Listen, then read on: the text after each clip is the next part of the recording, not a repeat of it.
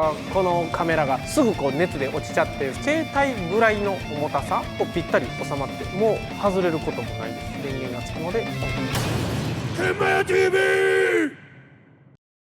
こんにちは、天満屋のアナです。今回は僕がこのいつも動画を撮影しているカメラがこの5年くらい前になるやつですかね。このソニーの ZV-1 っていうやつで、白を買ってこう工場で使ってるのでちょっと汚れが目立ってるんですけども、これでよく撮影しています。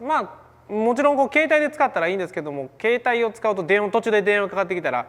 切れちゃったりとかするので、あと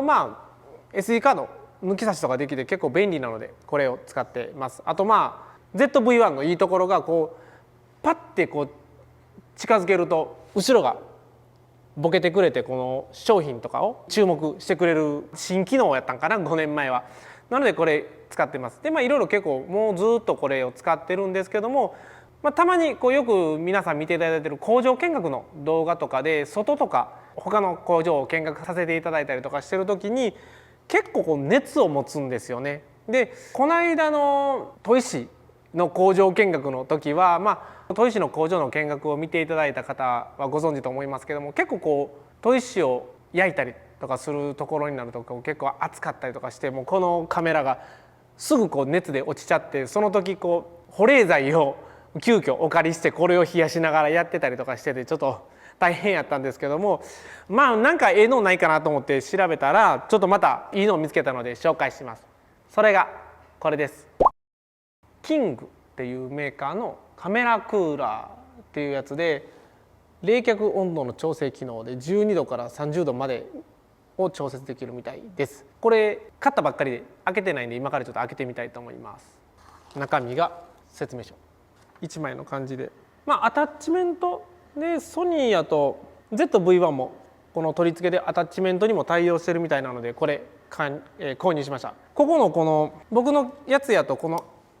開けたところのこの黒い部分ですね、ここが結構熱くなってすぐ熱で落ちちゃうんですけども、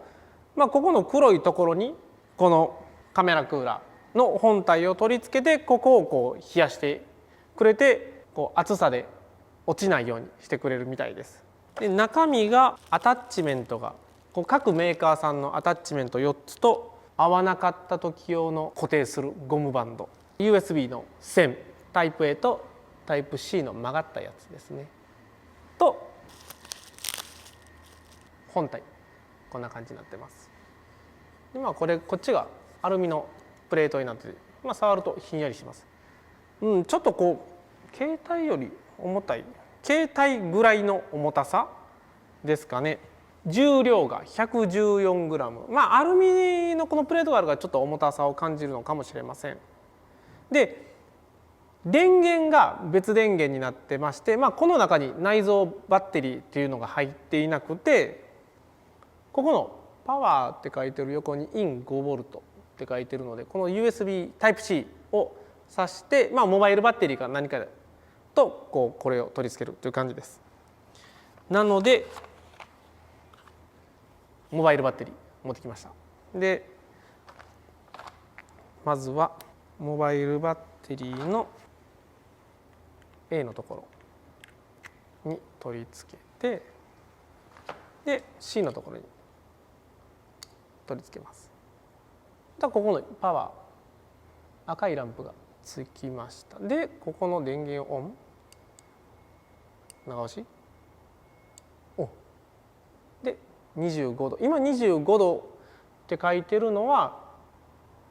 ここですね。ここの熱くなるところが25度ぐらいまででこうずっと保ってくれるみたいな設定になってます。これをこの赤い電源ボタンを押していくとだんだん下がってきて12度までできます。で30度までなんでお好みの温度、あんまり冷やしすぎるとダメなんで結露とか出ても大変なんで、いい感じの温度に設定しておくといいみたいです。で、こっちが先ほどもアルミプレートで、前回お話ししたこのネッククーラーとお話ししたみたいにペルチェ素子が入っているので、もう今もひんやりで、ペルチェ素子のひんやり感とここにちっちゃいファンがあるので、このペルチェ素子の冷やしとファンの排熱、ここから出てきているんですけども、排熱でカメラの温度上昇を抑制してくれるということです。で、今ちょっとこう聞いてるんですけども、そんなに音、ここのマイクでも近づけると、今こうマイク離してる感じで、マイク近づけると、これがこうファンの吸ってるところで、排気がこっち、どうですかね。こんな感じの音になっています。ちょっと今からカメラに取り付けてみたいと思います。で、このアタッチメントって書いているところの4種類あって、僕が使うのはこのソニーの ZV-1 ってついてるやつなので ZVE10-D っていうやつが合うみたいです。これでここに書いてるこの ZVE10D ってやつですね。これをこのままアタッチメントをこう差し込んで、でこうですね。でここの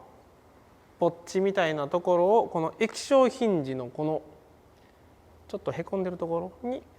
差し込む。で、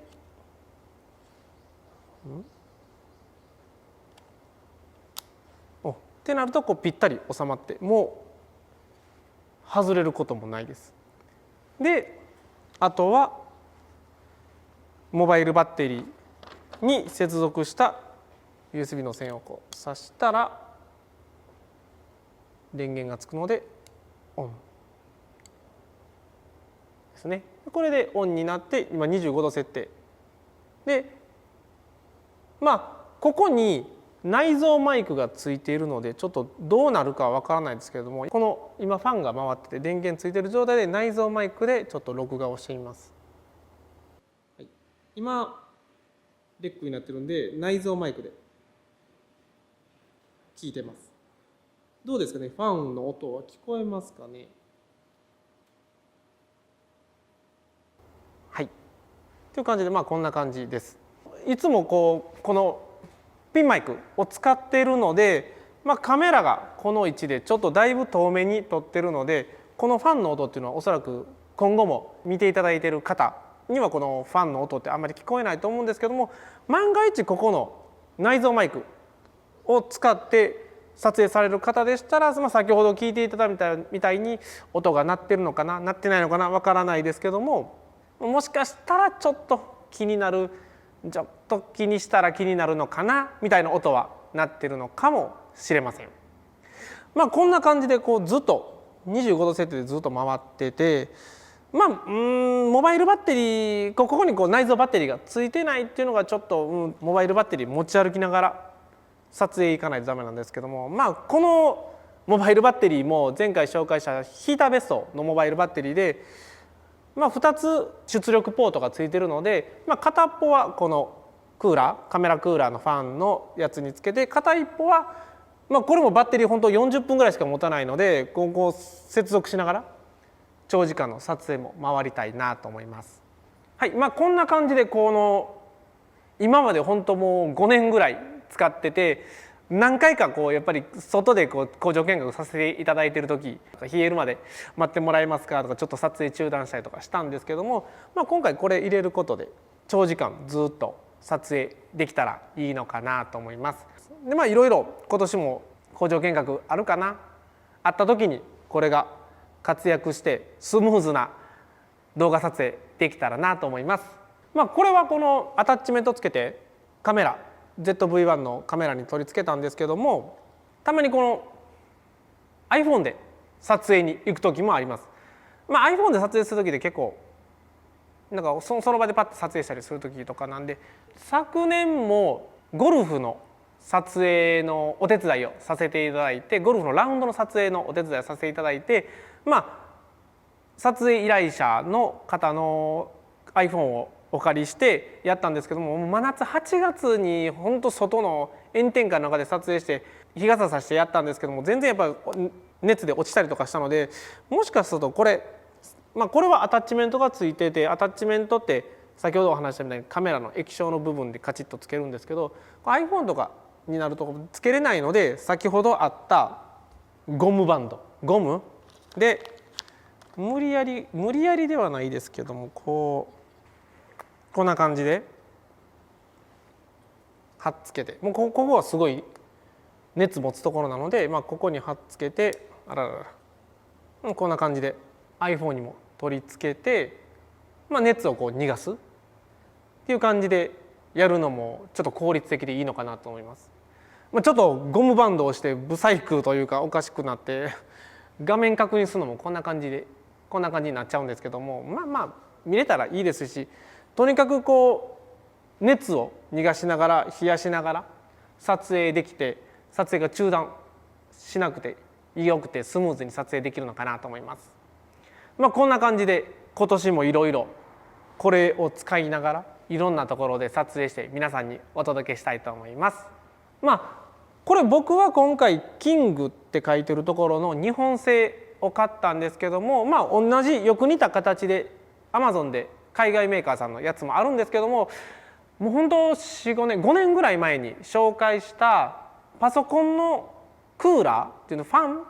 冷やすファンを使ったんですけども、それも海外製の安いのを使ったんですけども、あれが本当よかって冷えてたんですけども、もう使っていくうちにファンが途中1個止まったりとかしてすぐ潰れちゃったんですよね。なんでこれも結構今後対応することがあるので、ちょっと